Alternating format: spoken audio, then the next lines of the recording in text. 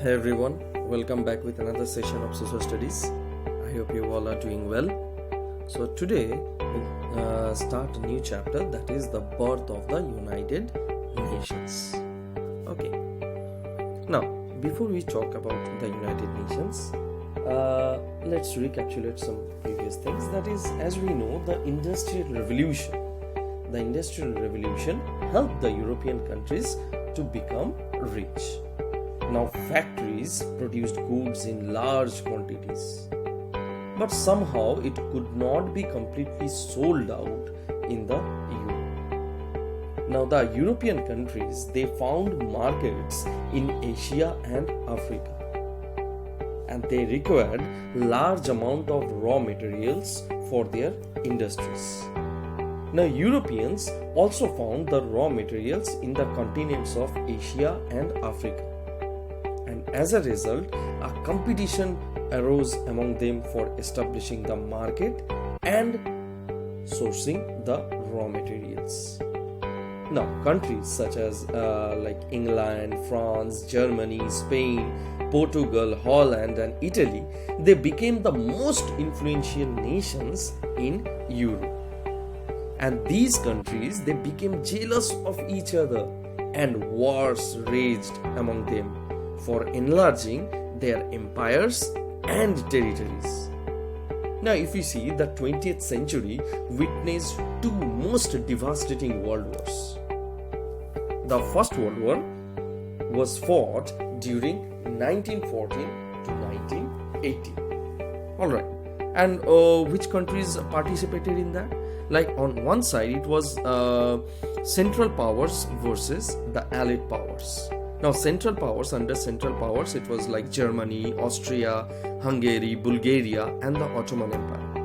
And under the Allied Powers, it was like Great Britain, France, Russia, Italy, Romania, Japan, and the United States. And lastly, the Allied Powers won the war. They claimed it. Now, if we see the next one, like the Second World War started after a gap of about 20 years. It was fought during 1939 to 1945. It was also like Axis powers versus the Allies or the Allied powers. Now, under the Axis powers, it was Germany, Italy, and Japan. And under the Allies, it was like France, Great Britain, United States, the Soviet Union, and to some extent China. Alright, and here also the Allies claimed like they were the winners. Alright, now all these two wars, the First World War and the Second World War, these were like very destructive. Millions of people lost their lives. It led to the outbreak of diseases and scarcity of food. Alright, also there were large-scale financial losses. Now, the Second World War was one of the most destructive and the bloodiest one recorded in history. And it was destructive than the first one also. Now, in this war, what happened? Americans, they dropped atom bombs on two cities of Japan, Hiroshima and Nagasaki. And as a result, both these cities were totally destroyed. Alright, now, after the end of the First World War, an organization named the League of Nations was formed to work towards world peace. Now, it had 63 member countries. Alright, but somehow it could not prevent the outbreak of the Second World War. And the Second World War brought destruction beyond the imagination of people. Millions of people died and lots of other problems arose. Alright, and it was an eye-opener for the humanity. Now, world leaders, they held a conference at San Francisco and decided to form an international organization called the United Nations Organizations, UN.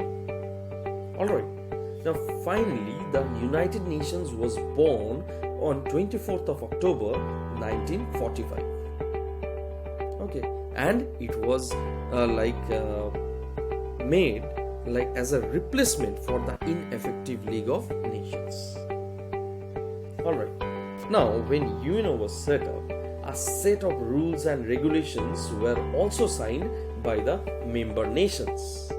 Now these rules and regulations are called the Charter of the United Nations. And if you see India was also among the 50 nations which signed the charter on 26th of October 1945. And every year, October 24th is celebrated as UN Day. Now if you see the name United Nations, it was given by Franklin D. Roosevelt. Franklin D. Roosevelt, who was the President of the United States of America that time. Now the UN has its headquarters in New York, US.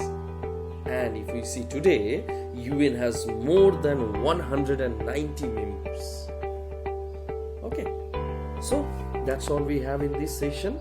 We'll continue this chapter in the next session also. So until the next time,